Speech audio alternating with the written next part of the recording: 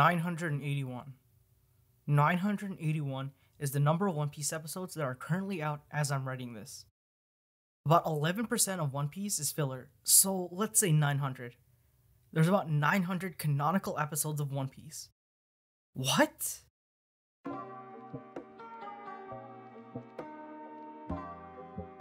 If you're a person with any amount of anime knowledge of any kind, you've probably heard of One Piece. Scratch that. If you're a person who exists around anyone who likes anime, you've probably heard of One Piece. Needless to say, One Piece is a staple of anime culture. When you're talking to any person about anime, there's always a small chance One Piece will come up. There's never a 0% chance. It's like talking to a JoJo fan. They're eventually gonna mention JoJo. You can't escape. JoJo is pretty good though. Like, did you know the second JoJo gets help from literal Nazis to defeat the bad guys? Like, it's in the middle of World War II and everything. Anyways, back to One Piece. I've got a question. Why do people watch One Piece? Like, I'm sure some people started watching it when it was at like 100, 200 episodes and stuck with it. But 600 episodes? 800 episodes? Eventually 1,000 episodes? That's intimidating to a lot of people, no matter how committed you are to anime. What is it about One Piece that makes people sit through hundreds and hundreds of episodes? Is One Piece really that good? If you didn't know, until the recent advent of Demon Slayer, One Piece had enjoyed 11 consecutive years of being the top-selling manga in Japan. What is it about this weird show that pulls people in? If you don't know, I made a video where I talk about my experience watching 1,000 episodes of hit mystery anime Detective Conan, which, by the way, is very good and I recommend watching it. While you're there, why don't you subscribe? Anyways, so I watched 1,000 episodes of Detective Conan, so maybe that can give us a bit of a hint on why people seem to devour One Piece so much. I could go through all of One Piece and examine every arc and figure out its appeal to people, but that would make this video like 80 hours long, and at that point you're better off just watching One Piece yourself. One Piece definitely has amazing world building, great characterization of literally everybody, and fleshes out each and every one of its themes extremely well. But those are the things you only learn after you become invested into One Piece. I'm here to figure out what the inciting incident was. Why stick with One Piece in the first place? What spark lit the blaze? I've got a theory. Maybe I'm wrong, but I feel like this is true. I feel like a lot of people sort of watch One Piece for whatever reason. Maybe a friend told them about it, maybe they want to see what all the hype was about. Whatever reason they're watching, they watch and they're like, yeah, this is pretty alright. It's not the best, but it's alright. And then they hit a tipping point. What I mean by tipping point is they hit a point in the anime where they're enthralled. You have to see what's going to happen next. And then they hit the actual tipping point, the point in which they decide no matter what happens next, they have to see the rest of the show through. The point at which you decided that you're going to stick with One Piece through thick and thin. At this point, you can drop One Piece, skip episodes, view spoilers with ease. But there's one thing for sure. One Piece is, and it will always be, a part of your life no matter what. Whether it has to be the show ending or just having too much free time on your hands, you know that deep down, One Piece will be a part of your life again. Okay, so that was kind of bleak, but I promise these people actually like this show.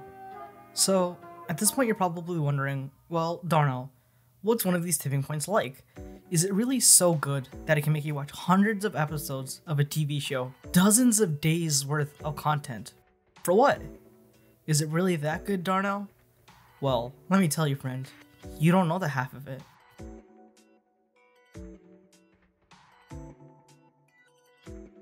So, what was my so-called tipping point? What pushed me over the edge, and where was it? What a great question that perfectly segues into the next section. Great job of thinking of that question. Let's talk about what made me choose to stick with One Piece.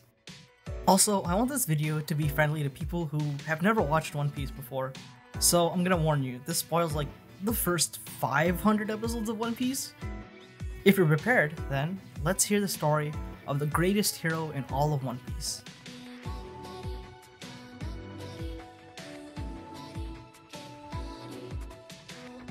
Before we get too deep into One Piece's lore, first let me give a very small explanation of how this world works. There's three main categories of people who exist in One Piece. First is civilians, second is navy person, and third is pirate. Obviously, there are smaller subcategories of each of those, but because they don't encompass every single individual, they're good enough for a general explanation. I don't think I'll need to figure out where the noble class of people called Celestial Dragons fit on this map, for this video at least. So, did you notice how I said Navy person rather than, I don't know, Army person? Well, that has to do with how One Piece's governing bodies work. Almost every country in the world is governed by one government, known as, well, the world government. This is honestly a super cool idea because it does a really great job of imagining how a real universal governing body would function. It has all the benefits and also all the problems you might imagine. Like for instance, notice how I said almost every country in the world is part of the world government? Well, what happens to the countries who refuse to be part of this government? Well, let's just say the world government does not treat them very kindly. But also, their task force to get rid of crime or anything the government just doesn't like is honestly very effective. See Buster Call for more information. Anyways, if you know anything about One Piece, you know it's a show about pirates. Does pirating a show about pirates mean they're doing a good job or a bad job? Anyways, a large majority of One Piece's world is oceans, and there's too many pirates to count on the seas, and so therefore the strongest branch of the army is the Navy. And now, let's get into that deep One Piece lore I know you're here for. Decades ago, a man by the name of Gold Roger became known as the King of Pirates. He had seen and obtained everything the world had to offer, but unfortunately, he was captured by the Navy and was sent to the gallows. Before he passed, Gold Roger told the world he had left all of his treasures in, quote, One Piece, and if they wanted it, all they had to do was find it. This sparked what is now known as the Great Pirate Era, as everyone and their mother who wanted that treasure was now after it. The plot of One Piece follows Captain Monkey D. Luffy and his crew as they search for the One Piece, so that Luffy can become the Pirate King. As it is said, whoever finds it first will be the next Pirate King. Luffy has no need for money or for power. The only reason he wants to be Pirate King is it's said that whoever is Pirate King is also the freest man. This is, at its core, the most basic plot summary of One Piece that I can give. The rest of One Piece is essentially the crew captained by Luffy, known as the Straw Hat Pirates, going from wacky island with deep and thought-provoking lore to the next in search of the One Piece. But I'm not here to talk about Monkey D. Luffy or the Straw Hat Pirates. No, I'm here to talk about the greatest hero in all of One Piece. Let me tell you the story of the only man who can claim the title of hero.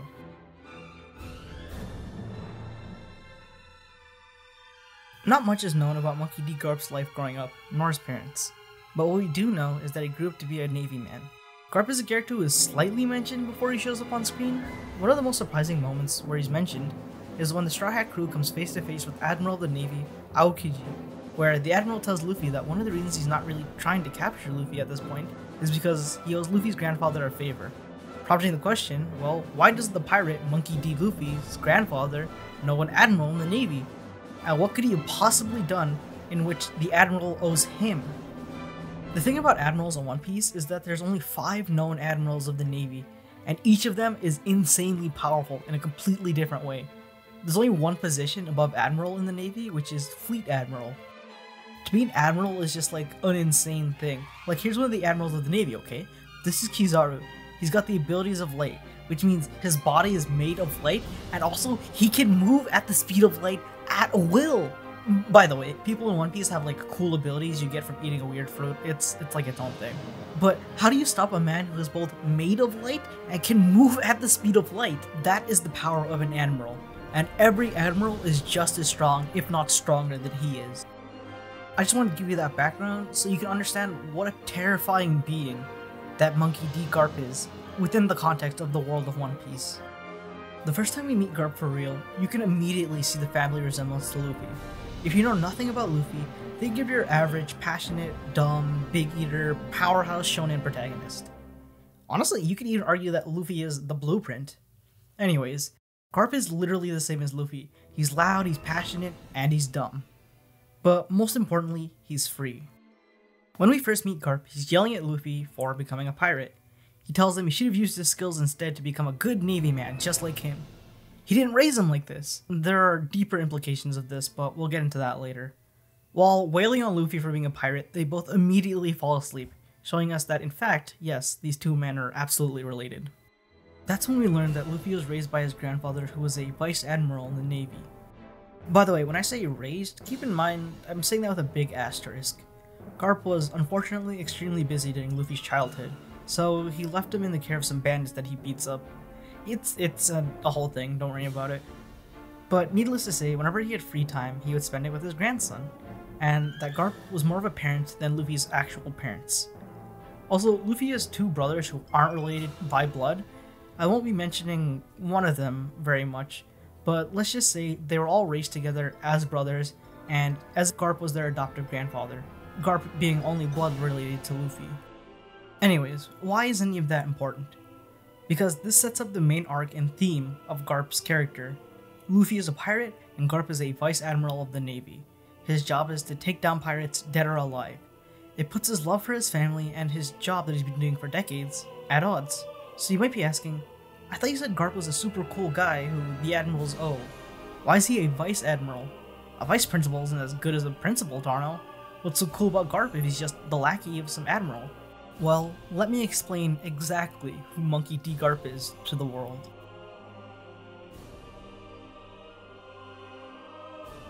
At the height of his career, and claiming the title of King of Pirates, Gold Roger was captured by the Navy and executed. But that leaves the question, who on earth could have captured the King of Pirates?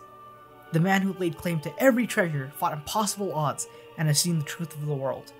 Who could have possibly taken down the most powerful man in the world and his crew? I think you know where I'm going with this. It was Monkey D. Garp. He was the one who captured the King of Pirates so that he could be executed. After capturing the King of Pirates, Garp was given the title of Hero of the Navy, or Hero Garp as he's known. If you're the average person in One Piece, Monkey D. Garp is like the main character. He's the guy who took down the biggest criminal ever at the height of his career. Imagine if one dude took down the CEO of murderers in the real world. Like, that'd probably be the biggest deal ever. That man would be a hero to everyone who wasn't a criminal. A hero of the Navy and a hero to the average person. That's what makes Garp special. He's not a special dude who walks the line between those categories I laid out earlier. He's not some dude with some secret hidden magical power. He's the hero of the world of One Piece. And he's also subscribed to the Darnell's Left YouTube channel. Sorry, I saw the opportunity and took it. Can you blame me? If you want to complain, please like, subscribe, and comment your insults down below. Thank you! Anyways, so he's the grandfather of the main character of One Piece. Garp being the hero of the Navy grants him special status within the Navy. Because he's the hero, he's allowed to get away with basically anything. If you know anything about the army in real life, you would know that they're not very cool about people being individuals and kind of doing their own thing. You're part of a collective. You play your part and you do what you're told. And if you don't, there's big consequences. Because Garp is the hero of the Navy, he's given a lot of leeway to basically do whatever. He can do things that other Navy people just can't. The fact that Garp just doesn't arrest Luffy when he sees him, ideally would be a problem. But not if you're the hero of the Navy. That's what I mean when I say that Luffy and Garp are the same. Luffy values freedom over everything. That's why he wants to be king of the pirates. The king of the pirates is the freest man alive. Garp also embodies freedom. He's lazy, he does dumb things all the time, he makes irrational decisions, he just follows his heart. If you're anyone but the hero of the Navy, you just can't do those things. You follow orders. Luffy and Garp are two sides of the same coin. They're both men who value freedom above everything. It's just that in Garp's world, he's the only free person because he did one gigantic thing in his career that shifted the way the world works. The fact that out of millions of Navy people, Garp is the only person who can act the way that he does is very telling about how the Navy operates. So you might be asking yourself, well Darnell, if he's this great man who took down supposedly the strongest pirate, why is he only a Vice Admiral? Why not Admiral or even Fleet Admiral? In the anime, Garp notes that at any point he could become an Admiral. He just doesn't want to because as soon as he does, suddenly he'll have a ton of responsibilities. Admirals answer directly to the Fleet Admiral, but Garp as a Vice Admiral doesn't have to answer to anyone. He's freest if he's a Vice Admiral. Garp values freedom over everything, over money, over status, and some might even argue, over family. If there's one thing we know about Monkey D. Garp, it's that he truly loves his family, and also his job. But it's at this crossroad where we see the real tragedy of his character. Before the 400s of One Piece, Garp is seen as this stern, loving grandpa to Luffy. Even in the video games, his ultimate attack is the Fist of Love. He's the embodiment of happy old man and tough love. Emphasis on the love part. Do you remember how I said Luffy has two older brothers who aren't blood related? Well, one of them is a man who goes by the name of Portgas the Ace. Portgas the Ace is the son of the king of the pirates, Gold Roger. What we learn in the War of the Greatest Ark in One Piece is that after Roger had found the One Piece, he had learned two things. One, the love of his life, Rouge, was pregnant with his child, and two, that he had an incurable disease. After learning this information, he went to his old friend and rival, Monkey D. Garp, and asked him a favor. Garp and Roger have this sort of Lupin and Zenigata type of relationship. Think of the criminal who always gets away and the police officer who devotes his life to catching him. Despite being rivals, that doesn't mean they can't be friends. A love-hate relationship still has love in it. In fact, it's stated that they might have even teamed up a few times. Gold Roger hands himself on a silver platter to Garp. Capturing the king of the pirates will make his career. As a final favor, Roger will do this for him. In fact, he wouldn't have it beat anyone else. Roger tells Garp everything. He's dying, so he might as well do this. Then he tells Garp that he has to take care of his son. Garp is obviously like, what? What are you talking about? Why on earth would I do that? Garp has literally no reason to help Roger. Roger tells him he's gonna do it and he knows he will. Why does he know this? Because he knows Garp. He knows that his sense of justice would not allow him not to. Not only is he gonna take care of him, he's gonna keep him a secret. If the Navy found out that the King of Pirates had a child, they wouldn't hesitate to kill them. But Garp is different. Roger knows he's different. Garp can't allow a child who has done nothing wrong to bear the sins of their father. But he also knows that the Navy will not let that child live. This is one of the defining traits of Garp, his personal sense of justice. This becomes the center of his character for years to come. The battle between his personal justice and the justice that the Navy spouts. Relatively speaking, Garp is young here. He's a Navy man, but the Navy isn't his whole life. He's not just some nobody who isn't established yet. Sure, he's got some clout, but he's not part of the system, not yet anyways.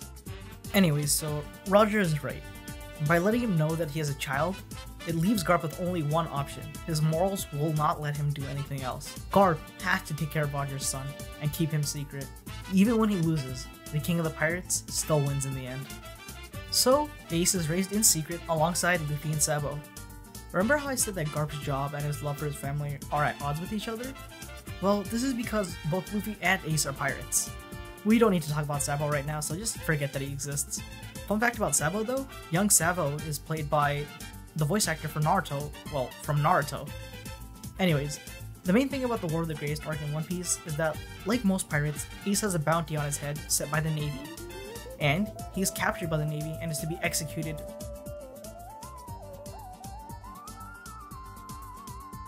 This is one of my favorite arcs in One Piece, and this is because, so far, most of the arcs have followed the same formula so far. The Straw Hats go to island, beat up bad guy, go to next island. That's how most of the arcs have worked so far. Except, this time, Luffy is on his own. He's currently separated from his crew, so it's up to him to save Ace from the Navy headquarters. This arc is absolutely insane. Not only does it have Luffy break into and out of an inescapable prison, he also gets help from criminals of the prison. Some of them he put in there, and they all break out together. There's a point in this arc in which Luffy goes head to head with 3 admirals, for God's sake.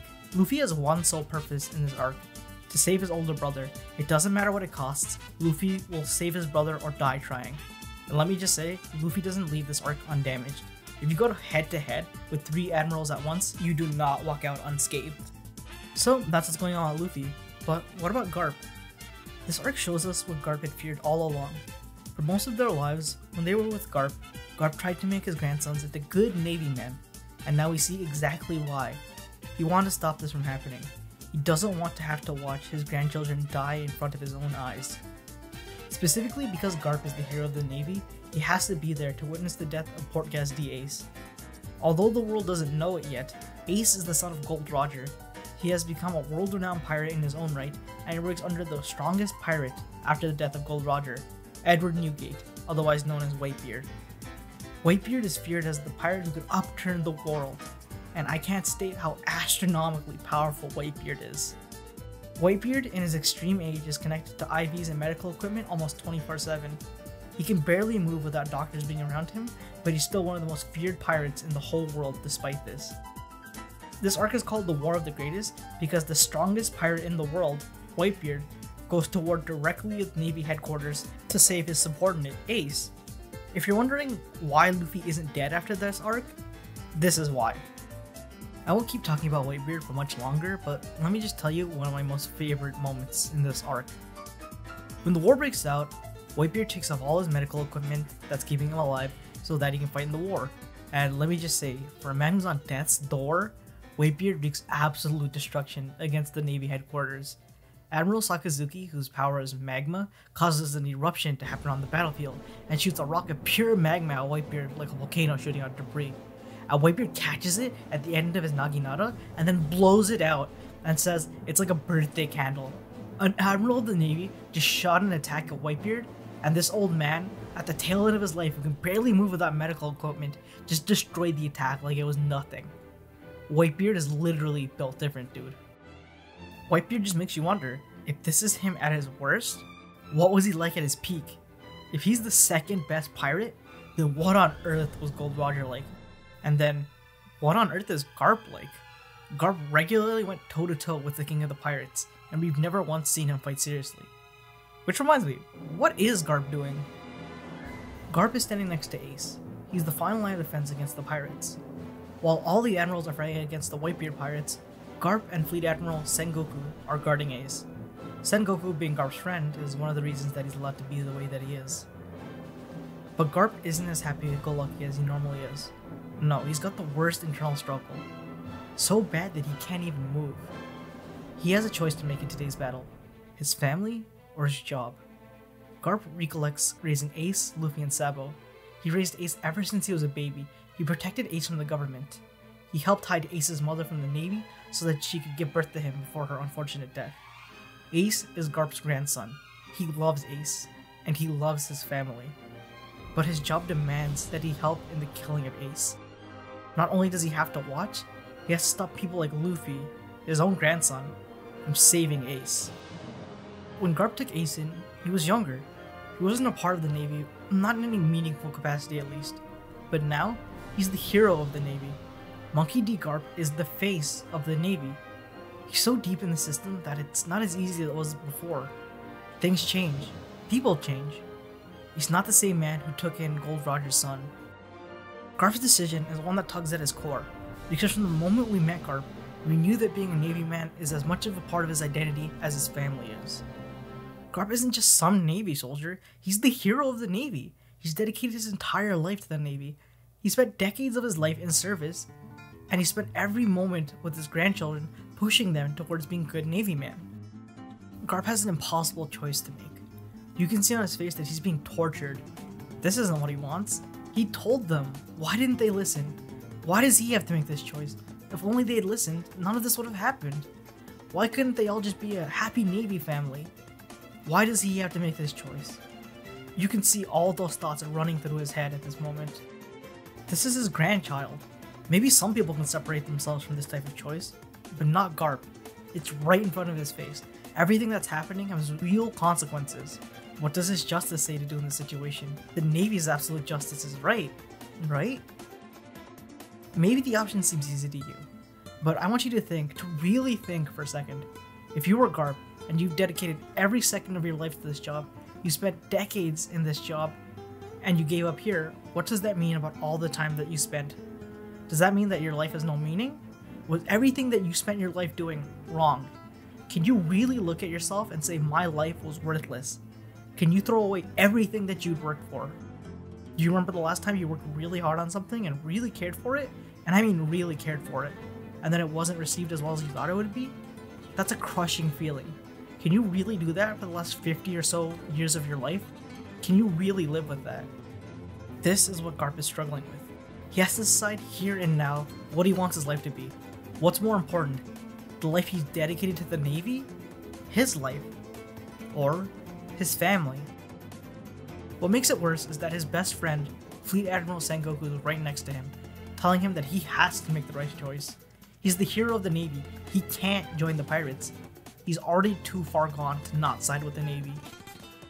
This is what makes this arc the tipping point for me. The pure agony that Garp is going through feels so real. We all would like to say in an emergency situation, we'd make the perfect decision every time. But until it happens, we really don't know how we'd react. Garp is at odds with the two parts of his identity, and he has to choose right here and right now what's more important. If he chooses his job, that means he'll have to do the same thing with Luffy. Luffy is a pirate, and he's a Navy man. One day, they'll have to clash with each other. Also, I haven't mentioned him yet, but Garp's son and Luffy's father, Monkey D. Dragon, is also a criminal. He's not a pirate though, he's a revolutionary against the world government. Dragon's title is the worst criminal in all of history, to give some context. Because of this, he was absent when Luffy was a child. If Garp chooses the Navy, not only will Ace die, he'll have to bury his own son and his grandson. If you ever talk to a parent about the death of a child, they'll tell you the same thing. The worst pain a parent can go through is outliving their child. And unfortunately, Garp makes the wrong choice.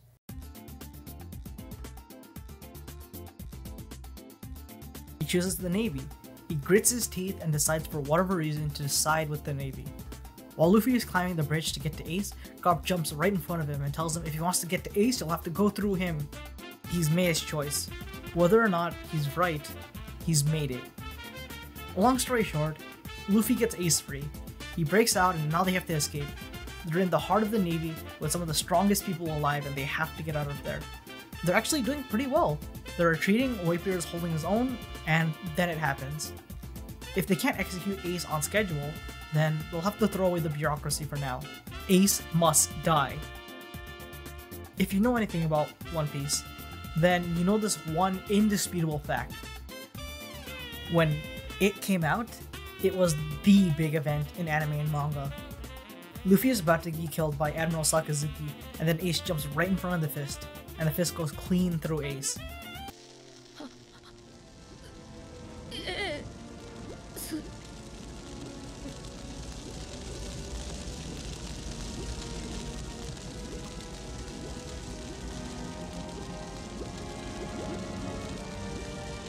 His organs are boiled to a crisp. There is nothing there. Portgas D. Ace is dead. Admiral Sakazuki has made it so there is no doubt that Ace is dead. There's no ambiguity after his internal organs are boiled by magma. This is the moment where Luffy and Garp break. Ace can't be dead. That's Luffy's older brother. He's supposed to be super strong. He promised Luffy that he wouldn't die. He swore to him after what happened to Sabo, he'd never leave him alone. He can't die. Luffy breaks down. He can't produce words, his body can't move, he's fully shut down. The realization of Garp's choices has finally come to him. He finally, truly understands what his choices have led him to. His grandson, Ace, is dead. Garp is filled with fury. It's one thing to imagine the consequences of your actions, it's another thing for them to happen. Garp tells the strongest man in the Navy, Fleet Admiral Sengoku, he has to hold him back, because if he doesn't, he will murder Sakazuki. He will actually kill Sakazuki where he stands. He doesn't care about the Navy, he doesn't care about his life, what he represents to the world, nothing. His grandson was just killed in front of him. If he doesn't tell Sengoku to stop him, then he will be in no uncertain terms the murderer of the Admiral of the Navy, Sakazuki. Sengoku stops him, but not without him putting up a fight. Garp is screaming at the top of his lungs, Ace is dead. My grandson Ace has been murdered. Sakazuki has murdered his grandson. Garp has made his decision, and he's sticking with it, even if he knows he's made the wrong choice. That's what made me say from the depth of my core that I have to watch One Piece no matter what. Garp and Luffy are gonna have to clash because of the two paths these men have chosen, and I have to see how it ends. The reason I say this was my tipping point is because this is a small part of this arc. One Piece does this thing where every character who is named is a character with a deep backstory, and it always connects to the plot at hand or other characters in just insane ways. Garp was only one of many characters who had an arc during this war, and each of the arcs was just as complex and just as well thought out. Bon Clay was another character whose arc was just as compelling as Garp, but I don't have infinite time to talk about them. This arc has so many characters show up. We've got a full rogues gallery because of the president, and then we have people like Shanks who shows up at the end of the war to stop all the fighting after the Navy is won. The Navy is just slaughtering pirates with no regard for justice, and then Shanks shows up and puts the Navy into submission and forces both sides to retreat before any more senseless murders happen. Before I go on to my next point, can I just say that Shanks is such a mysterious character, dude? The fact that just by pure reputation, he's able to put the Navy into submission is insane. Kizaru, who is a man made of light, has Ben Beckman, who is Shanks' vice captain, pull a gun on him, and Ben makes him surrender. This is such a funny visual in retrospect, dude. Ben Beckman is pulling a gun on an Admiral of the Navy who's made out of pure light, and the Admiral is like, oh god, is that the Ben Beckman? Oof, I gotta surrender. Sorry, this is one of the funniest things ever to me. It's literally that meme of like, who would win, 1 trillion lions or the sun? And then like, the battle actually happens, and you find out that it's the lions who would win, and you're like, wait, what? How does that even make sense? What's happening here? Anyways, this arc made me understand why people like One Piece so much. It was so incredibly well done that I have to see One Piece through. Even if One Piece became a terrible show that everybody hated, I have to see how it ends. This arc convinced me that I'm a One Piece fan for life, whether I like it or not. And I feel like it's the same for many other One Piece fans, with other moments. This was my tipping point. This showed me what the peak of enjoyment of a TV show was like. There wasn't an episode in this arc where I wasn't on the edge of my seat. YouTuber Alpharad once said that One Piece isn't his favorite anime because One Piece isn't an anime, it's an experience. And honestly, I couldn't agree more. Monkey D. Garp is just one character of dozens who gets screen time, and every second captivated me. The internal struggle of this old, tired man is what I crave. How will he be when he has to fight Luffy? He knows it has to happen, deep down he knows. What about his own son? One Piece is an experience, and thank you for experiencing this video with me. If you agree with me, let me know in the comments what your tipping point was, and if you disagree, please let me know what you thought I got wrong. Obviously, I didn't want to go through every single thing that makes One Piece great, so I think this is a good compromise. And if you made it this far, I think a good compromise is to please like and subscribe. I've got much more content like this planned for the future, and if you liked what I had to say here, please check out my other videos. Thank you for watching.